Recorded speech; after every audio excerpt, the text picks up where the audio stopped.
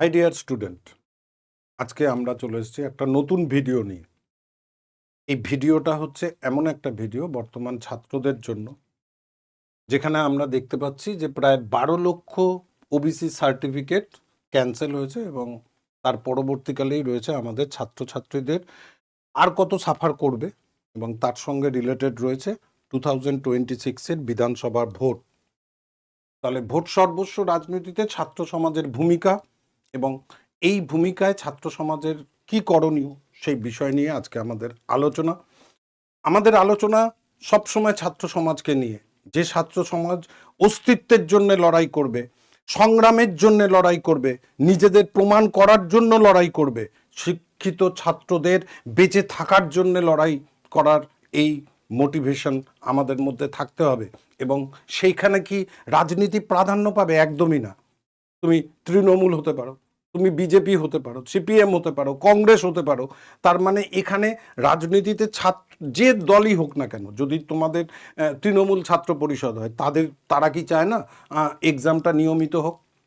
যদি অখিল ভারতীয় বিদ্যার্থী পরিষদের ছাত্র হও, তাহলে তোমরাও কি চাইবে না যে এই এক্সামটা নিয়মিত হোক? এসএফআই হোক বা আলাদা যে কোনো ছাত্র সংগঠন হোক, এসইউসিআই হোক বা যাই হোক, আমাদের এখানে ছাত্রদের ভূমিকাটাই আমাদের প্রাধান্য পাবে। কে কোন দলে বিশ্বাস করো সেটা তোমাদের ব্যক্তিগত ব্যাপার, এ নিয়ে আমার কোনো বক্তব্য নেই। মূল বিষয় হচ্ছে আমাদের এই যে ছাত্র সংখ্যা, মানে শিক্ষিত সমাজ, এই শিক্ষিত ছাত্র সমাজের মধ্যে তাদের যে ডিমান্ড, ওবিসি সার্টিফিকেটকে কেন্দ্র করে আমাদের যে অস্থিরতা তৈরি হয়েছে, সেই অস্থিরতা থেকে বেরোবার উপায় আমাদেরকে আলোচনা করতে হবে। আমাদের জানতে হবে বর্তমানে শিক্ষা ব্যবস্থায় ছাত্রদের অংশগ্রহণ রাজনীতিতে এবং তাদের কতটা গুরুত্বপূর্ণ হয়ে উঠেছে।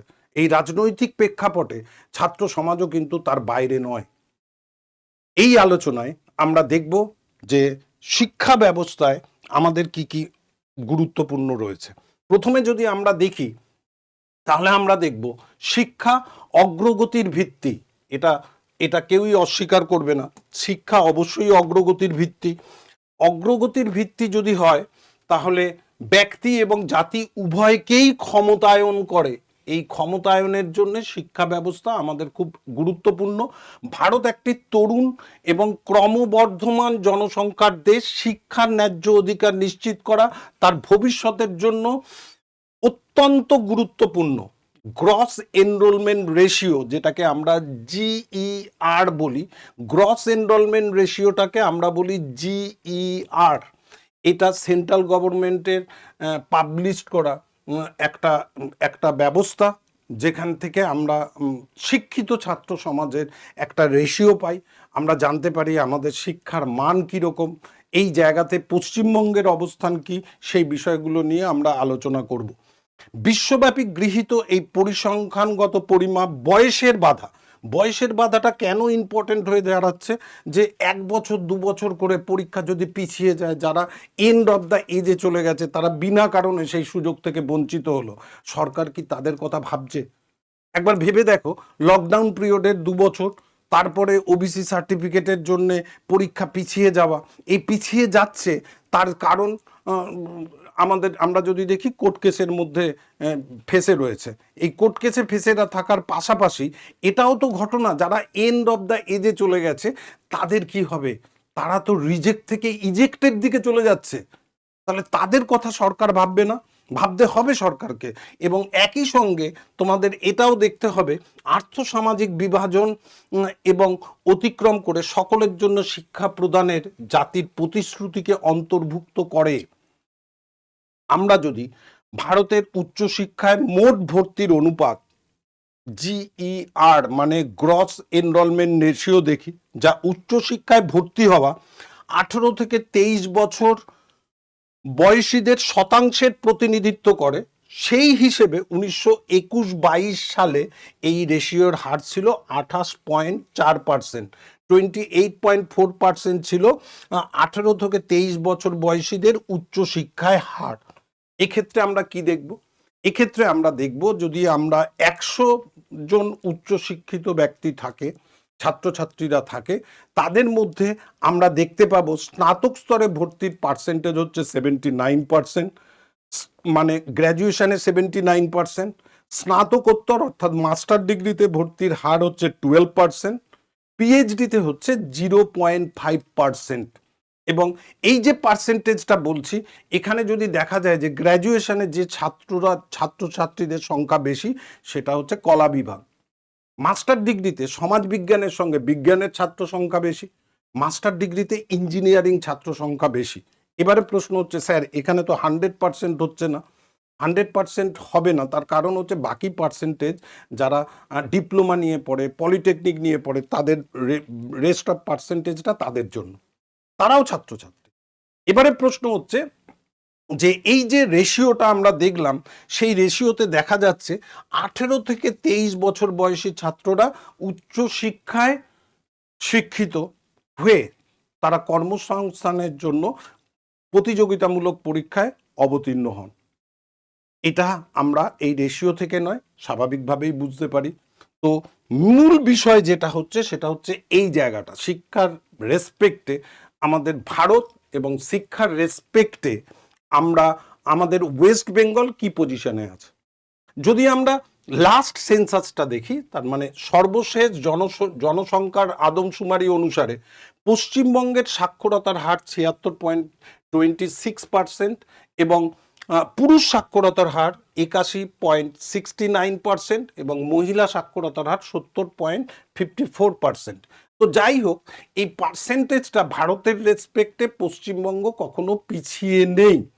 এখানে ছেলে মেয়ে উভয়ই পড়াশোনা করছে। এবং ভারতের রেসপেক্টে যদি দেখা যায় তাহলে দেখব যে কেরালা, তেলেঙ্গানা, হরিয়ানা, আসাম, হিমাচল প্রদেশ, জম্মু কাশ্মীর, মেঘালয় এবং ছত্তিশগড়ে মহিলা ভর্তির হার উল্লেখযোগ্যভাবে বেশি। হ্যাঁ, এই রাজ্যগুলোতে আমরা যদি দেখি তাহলে মহিলা শিক্ষার্থীদের সংখ্যাটা খুব একটা কম নয় এবং বেশি, পুরুষদের তুলনায় বেশি। এবারে প্রশ্ন হচ্ছে যে আমাদের পশ্চিমবঙ্গের শিক্ষার মানটা কীরকম, যেটা সেন্ট্রাল গভর্নমেন্টের রিপোর্ট, সেই রিপোর্টের ভিত্তিতে যদি দেখো তাহলে সেই রিপোর্টে দেখতে পাবে মোট শিক্ষার্থীর ভর্তির 50%-এরও বেশি অবদান রাখে এমন শীর্ষ 6টি রাজ্য। তার মানে মোট শিক্ষার্থীর 50%, মানে যদি ভারতবর্ষের শিক্ষার্থীর সংখ্যা যদি 100 হয় তাহলে 50 জন ছাত্রছাত্রী এই রাজ্যগুলোতে পড়ে। এই রাজ্যগুলোর মধ্যে যেটা আছে সেটা হচ্ছে কি উত্তরপ্রদেশ, মহারাষ্ট্র, তামিলনাড়ু, মধ্যপ্রদেশ, পশ্চিমবঙ্গ এবং রাজস্থান। অর্থাৎ ভারতবর্ষের যুক্তরাষ্ট্রীয় কাঠামে পশ্চিমবঙ্গের শিক্ষার মান কোনো অংশে পিছিয়ে কোনোদিনও ছিল না, পিছিয়ে নেই, বর্তমানেও ভবিষ্যতেও থাকবে না। বর্তমানেও পিছিয়ে নেই, ভবিষ্যতেও পিছিয়ে থাকবে না। তো এই জায়গাটায় যদি তোমরা দেখো তাহলে এখানে যেটা উল্লেখযোগ্য বিষয়, এই 6টা রাজ্যে 18 থেকে 23 বছর বয়সী মোট জনসংখ্যার 51.4% এই রাজ্যগুলিতে বসবাস করে। অর্থাৎ শিক্ষিত ছাত্রছাত্রীদের হার যদি বলো তাহলে পশ্চিমবঙ্গেও শিক্ষিত ছাত্রছাত্রীদের রেশিও যথেষ্ট যথেষ্ট ভালো। এবারে প্রশ্ন হচ্ছে ভারতীয় শিক্ষা ব্যবস্থা বিদেশিদের কাছে কীরকম। অতি প্রাচীন কাল থেকে যদি দেখো, তোমরা যদি তক্ষশিলা বিশ্ববিদ্যালয়ের কথা বলো, নালন্দা বিশ্ববিদ্যালয়ের কথা বলো, সেই বিশ্ববিদ্যালয়ে যেরকম বিশ্বের নানা প্রান্ত থেকে ছাত্রছাত্রীরা ভারতে পড়তে আসেন, বর্তমানেও তার ব্যতিক্রম নয়। হ্যাঁ, আমাদের এইখানে অ্যাব্রডে পড়তে যাওয়াটা অনেক ক্রেডিট দেখানো হয়। তো সেক্ষেত্রেও তোমাকে বলতে পারি ভারতীয় শিক্ষা ব্যবস্থার মান এত ভালো যে বিশ্বের 170টি দেশ থেকে ভারতীয় বিভিন্ন বিশ্ববিদ্যালয়ে পড়াশোনা করার জন্য আসে এবং উচ্চশিক্ষা অর্জনের জন্য ভারতে আসে। এবং এই ভারতে আসার ক্ষেত্রে পশ্চিমবঙ্গের অবদান নেই? হ্যাঁ আছে। পশ্চিমবঙ্গের খড়গপুর আইআইটি আছে, পশ্চিমবঙ্গের বিশ্ববিদ্যালয়ের মধ্যে যাদবপুর ইউনিভার্সিটি আছে, ক্যালকাটা ইউনিভার্সিটি আছে, বিশ্বভারতী আছে। এগুলোতে পড়ার জন্য বিদেশি ছাত্রছাত্রীরা আসে। এবং গোটা ভারতবর্ষের রেসপেক্টে এই 170টা দেশের মধ্যে আমরা যদি দেখি সবথেকে বিদেশি ছাত্র যারা বেশি পড়াশোনা করে ভারতে, তাদের মধ্যে নেপাল 1 নম্বরে, আফগানিস্তান 2 নম্বরে, 3 নম্বরেই হচ্ছে মার্কিন যুক্তরাষ্ট্র। এই মার্কিন যুক্তরাষ্ট্রের ছাত্রছাত্রীরা ভারতে পড়তে আসছে, এটা শুনলে লোকে অবাক হয়ে যাবে। না বাবা, ইনফরমেশন তাই বলছে, আমেরিকা থেকে ছাত্ররাও ভারতে পড়াশোনা করতে আসে। খড়গপুর আইআইটি, দিল্লি আইআইটিতে দেখলেই তোমরা পারবে টেকনোলজিক্যাল এডুকেশনের যে যে অর্গানাইজেশনগুলো ভারতে আছে সেগুলো বিশ্বের কাছে যথেষ্ট গুরুত্বপূর্ণ। তাই মাথায় রাখবে, মার্কিন যুক্তরাষ্ট্রের ছাত্রছাত্রী যারা পড়তে আসে এবং পার্সেন্টেজটা কম নয়, 6% বিদেশি ছাত্রদের মধ্যে 6% তৃতীয় পজিশনে আছে মার্কিন যুক্তরাষ্ট্র। তারপরেই আছে বাংলাদেশ, সংযুক্ত আরব আমিরশাহী, ভুটান, এছাড়াও আছে আফ্রিকার দেশ থেকেও অনেকে পড়াশোনা করতে ভারতে আসেন, কিন্তু তাদের পার্সেন্টেজটা 3%-এর কম। এরকম নয় যে যে অন্য কোনো দেশ থেকে ভারতে পড়তে আসে না। ইন জেনারেল যেটা আমাদের কাছে ইম্পর্টেন্ট, যে ভারতবর্ষে পড়াশোনার জন্য বিশ্বের 170টি দেশ থেকে ভারতবর্ষে পড়াশোনা করার জন্য আসছে। আমাদের কাছে অ্যাব্রড যেরকম গুরুত্বপূর্ণ, বিদেশিদের কাছেও ভারতে পড়াশোনা করাটাও একটা গৌরবোজ্জ্বল ঘটনা।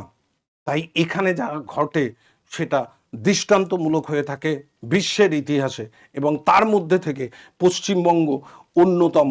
এটাও তোমাকে খেয়াল রাখতে হবে। অর্থাৎ পশ্চিমবঙ্গে তুমি যে কোনো জায়গায় যাও, পশ্চিমবঙ্গের বাঙালি সম্প্রদায় বিশ্বের ইতিহাসে সব জায়গায় অত্যন্ত দক্ষতার পরিচয় রেখেছে।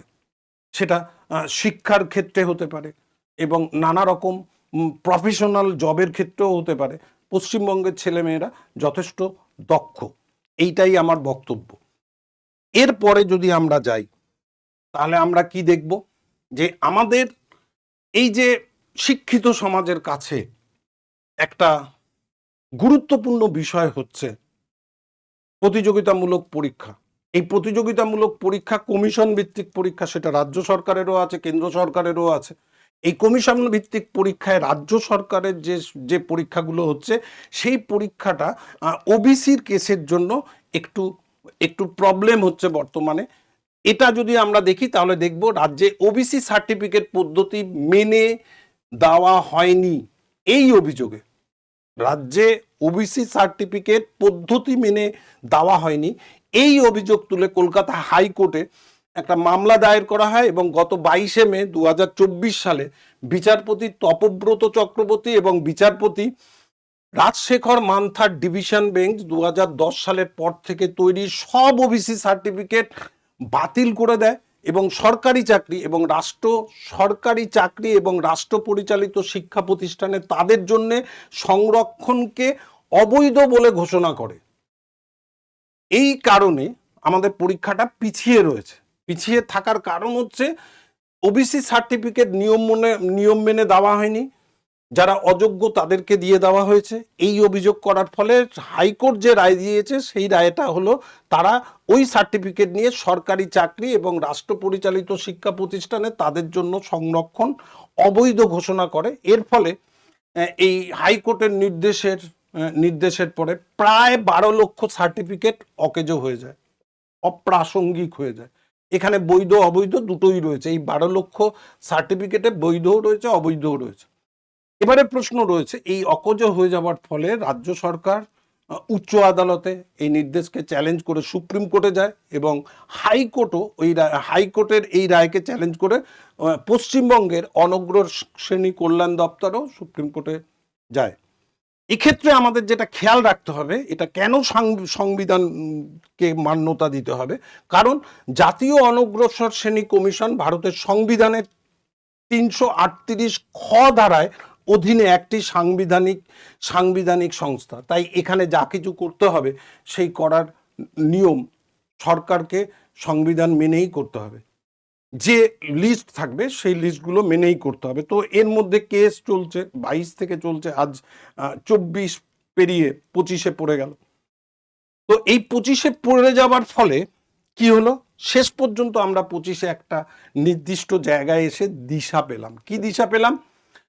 পশ্চিমবঙ্গের 77টি সম্প্রদায়ের অন্যান্য অনগ্রসর শ্রেণী, যেটা ওবিসি শ্রেণী বিভাগ বাতিলের চ্যালেঞ্জের ক্ষেত্রে রাজ্য সরকার সুপ্রিম কোর্টকে জানিয়েছে যে রাজ্য ওবিসি শনাক্তকরণের জন্য নতুন করে কাজ করা হবে এবং প্রায় 3 মাসের মধ্যে সম্পন্ন করা হবে।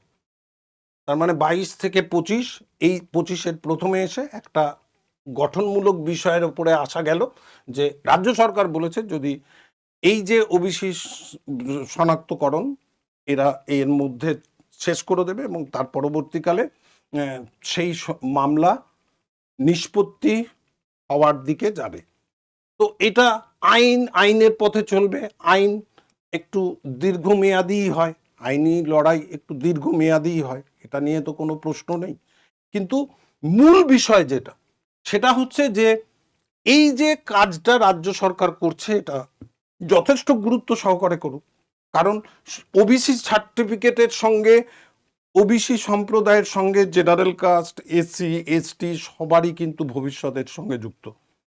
অর্থাৎ এখানে জেনারেল কাস্ট তাদের কোনো ভূমিকা নেই তা নয়, তারাও কিন্তু এই কারণে পরীক্ষা দিতে পারছে না। সবাই এখানে এফেক্টেড। এই 12 লক্ষ সার্টিফিকেটের জন্য শুধুমাত্র ওবিসি নয়, সবাই এফেক্টেড। ওবিসিতে 3 বছরের ছাড়পত্র দেওয়া আছে। যদি কোনো একটা ছেলে এন্ড এজে চলে যায় তাহলে তার সার্টিফিকেট নিয়ে কি করবে? সে তো অটোমেটিক্যালি রিজেক্টেড প্লাস ইজেক্টেড, সে তো পরীক্ষায় বসতেই পারবে না, সার্টিফিকেট নিয়েও পরীক্ষায় বসতে পারবেন। তাই দ্রুত এই মামলার নিষ্পত্তি চাই এবং সার্বিকভাবে প্রত্যেকে পরীক্ষায় অংশগ্রহণ করতে পারবে, তার জন্য সরকারি দায়িত্বশীল ব্যবস্থা চাই।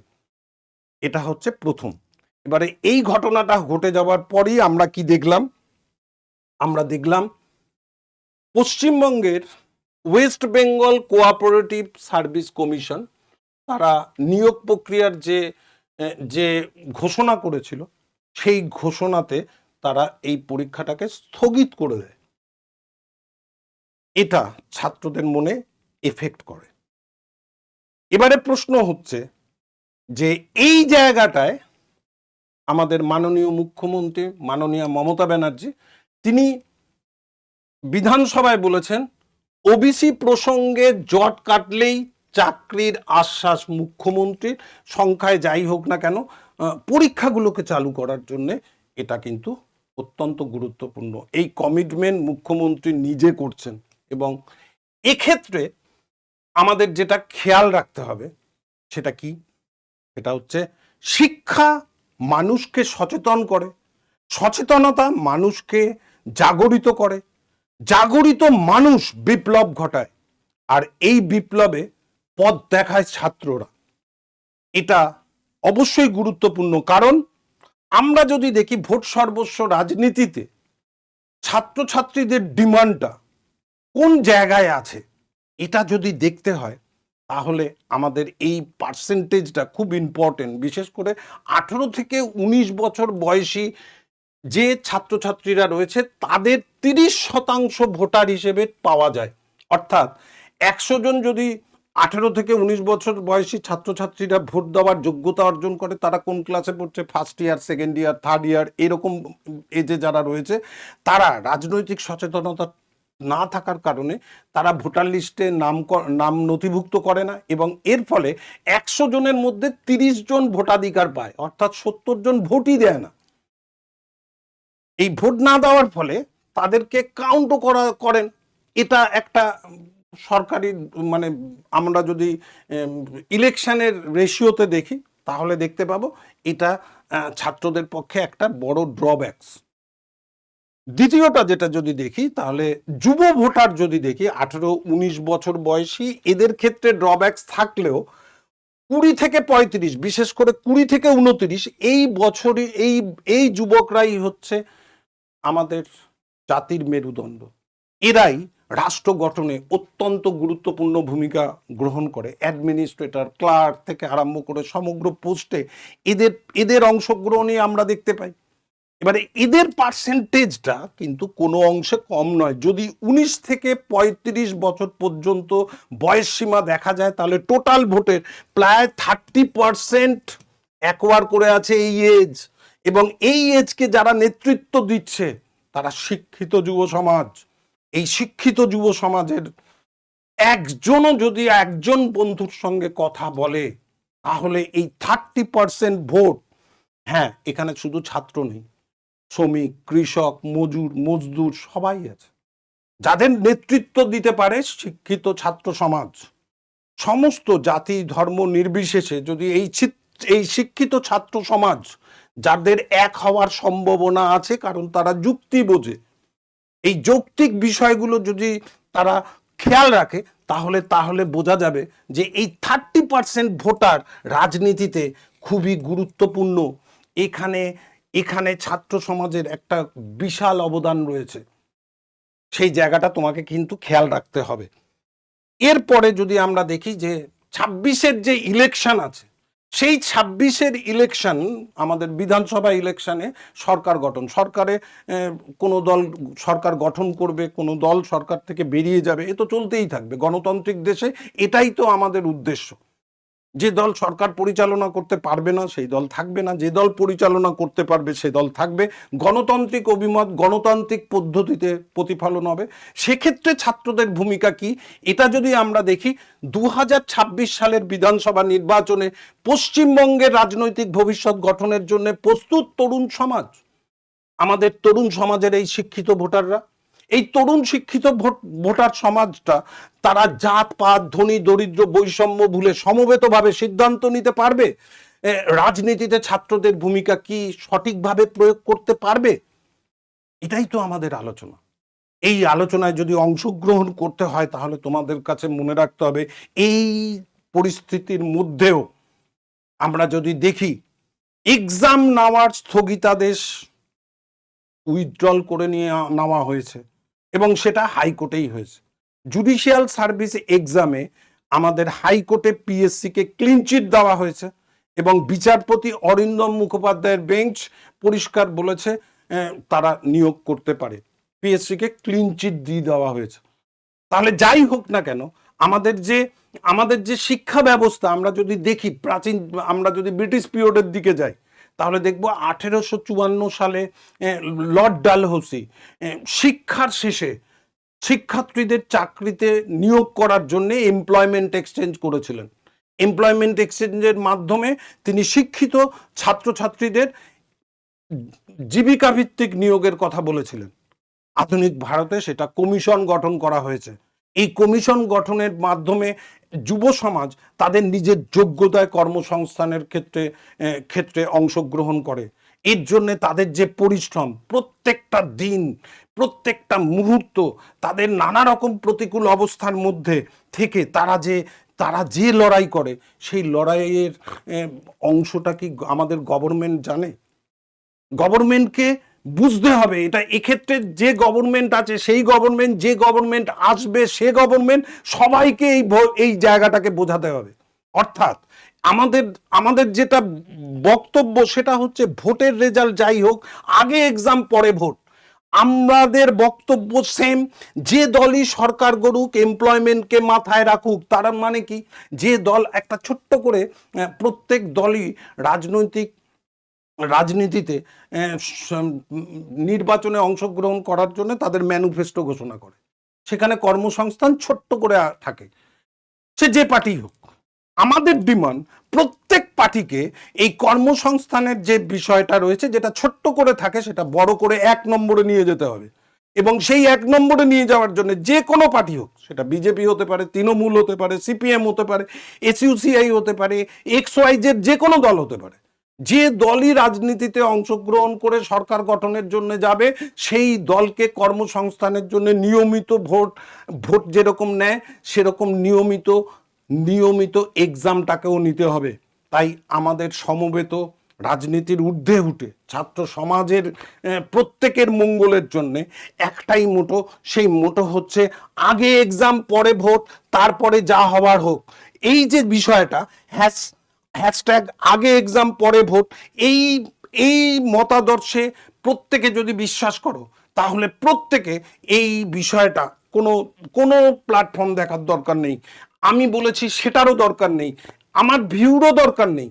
তোমরা নিজেরা প্রত্যেকে এই বিষয়টা নিয়ে ঝড় তোলো, যে ঝড়ের মাধ্যমে সরকার শুধু নয়, অপোজিশন সবাই কিন্তু ভাববে যে ছাত্র সমাজ যদি চেষ্টা করে তাহলে কি করতে পারে। এর জন্য উদাহরণ হিসেবে তোমাকে ফরাসি বিপ্লব, চীনের বিপ্লব, রাশিয়ার বিপ্লব কিচ্ছু দেখতে হবে না। বাংলার স্বদেশী আন্দোলন, যেখানে ছাত্রদের অংশগ্রহণ তৎকালীন সমাজের রাষ্ট্র ব্যবস্থাকে ভিত নড়িয়ে দিয়ে তাদের সিদ্ধান্ত পাল্টাতে বাধ্য করেছিল। এই ছাত্র সমাজ, এই বাংলার ছাত্র সমাজ, যে সমাজ জ্বলে উঠেছিল, সেই জ্বলে ওঠার পরে সরকার সঠিক সিদ্ধান্ত নিতে বাধ্য হয়েছিল। কেন্দ্রীয় সরকার, রাজ্য সরকার, কোনো পার্থক্য নেই আমাদের কাছে। আমরা ছাত্র সমাজ, গ্রুপ ডি এর এক্সামেও যেরকম সমস্যা, আমাদের এখানেও ওবিসি কেস নিয়ে সমস্যা। এই সমস্যার সমাধান সরকার তাদের নির্দিষ্ট দৃষ্টিভঙ্গি দিয়ে করুক। এই দৃষ্টিভঙ্গির মাধ্যমেই আমরা আমাদের এক্সামের মাধ্যমে কলার তুলে পরীক্ষা দিতে যাব, পরীক্ষা দিয়ে অ্যাপয়েন্টমেন্ট লেটার নিয়ে বাড়ি আসব। এই সুযোগটা সরকারের করে দেওয়ার অধিকার নয়, এটা সরকারের দায়িত্ব। সরকারকে এই বিষয়টাকে মাথায় রাখতেই হবে, এবং যে দলই করবে সেই দলকে এই ডিমান্ডটাকে 1 নম্বরে রাখতে হবে। এটাই আমাদের বৈশিষ্ট্য। তো আন্দোলন চলুক, এর জন্যে নবান্ন ঘেরাও করতে হবে না। এর জন্য তোমার এই প্যাসিভ রেজিস্ট্যান্স, একটা ছোট্ট পোস্ট, ছোট্ট সংগ্রাম গভর্নমেন্টকে জাগ্রত করতে বাধ্য করবে। এই বাধ্য করার জন্যে তোমরা প্রত্যেকে এটা করতে পারো। এ নিয়ে কোনো বিতর্ক নেই, কোনো রাজনীতির মতাদর্শের গত কোনো বিভেদ নেই। সবাই এক হয়ে এই লড়াইটা করো। কারণ তোমরা যে পার্টি করো না কেন, প্রত্যেকের কর্মসংস্থান কিন্তু প্রয়োজন। এর ফলে পড়াশোনা থেকে নিজেকে ফিরিয়ে নেওয়া যাবে না। এই পড়াশোনা থেকে ফিরিয়ে না নেওয়ার জন্য তোমাদের এন্ড অফ দ্য ডেতে কিন্তু এই বিষয়টাকে খেয়াল রাখতে হবে। কারণ কি, নানা রকম জটিলতার মধ্যে আমরা পরীক্ষায় ফেস করছি। I have to do it, and no matter what obstacle come on my way, I will overcome them all. অর্থাৎ তোমার কাছে, তোমার চলার পথে যে সমস্ত বাধা আসবে, সমস্ত বাধা অতিক্রম করে তুমি তোমার সাফল্যের শীর্ষে পৌঁছে যাবে। এই লক্ষ্য থেকে বিচ্যুত হওয়া কখনোই যাবে না। তার পাশাপাশি তোমার ক্যাম্পেইন চলতে থাকুক, এবং চলতে গিয়ে নেক্সট এক্সামে নিজেকে যথেষ্ট প্রয়োগ করে, নিজের যোগ্যতা প্রমাণ করে অ্যাপয়েন্টমেন্ট লেটার নিয়ে বাড়িতে আসবে। Thank you very much. প্রত্যেককে ধন্যবাদ। এই বিষয়টা তোমরা মাথায় রাখো, এবং মাথায় রেখে নিজের মতো প্রতিবাদ করো। সরকার যে এই বিষয়ে যেন চুপ না থাকে, সরকার যে ঘটনাগুলো বলছে সেই ঘটনাগুলো দায়িত্ব সহকারে পালন করে। এটাই আমার বলার বৈশিষ্ট্য, আমার বলার মূল উদ্দেশ্য। প্রত্যেককে ধন্যবাদ। প্রত্যেকের সহযোগিতায় আজকে এটা হবে, এবং সুদূর প্রসারী আমাদের ছাত্রছাত্রীরা প্রত্যেকে ভালোভাবে এক্সাম দিয়ে নিজের কর্মসংস্থান করবে। Thank you very much. যার যেরকম যোগ্যতা, কেউ অ্যাডমিনিস্ট্রেশনে যেতে পারে, কেউ ক্লার্ক হতে পারে, কেউ গ্রুপ ডি হতে পারে, এ নিয়ে কোনো বিতর্ক নেই। যোগ্যতা অনুযায়ী সবাই সবার নিজের জায়গায় অ্যাপয়েন্টেড হোক। Thank you very much. প্রত্যেককে ধন্যবাদ।